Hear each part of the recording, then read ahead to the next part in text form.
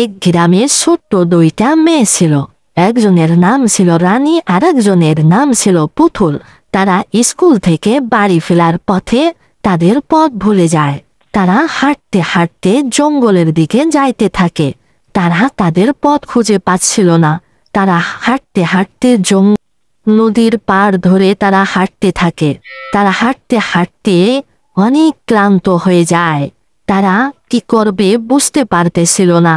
তবুও তারা হাঁটতে থাকে। হাঁটতে হাঁটতে রাত নেমে আসে। রাতের অন্ধকারে তাদের অনেক ভয় করতেছিল।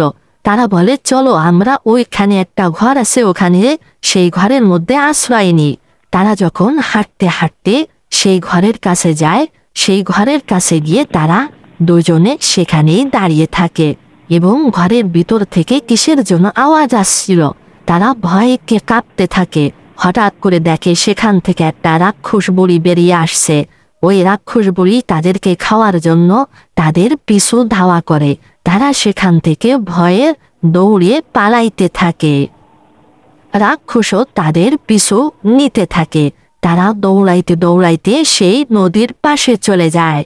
যেই নদীতে স্রোত ছিল, সেখান থেকে হঠাৎ করে একটা জলপরী তাদের সামনে এসে হাজির হয়ে যায় তাদের বাঁচানোর জন্য।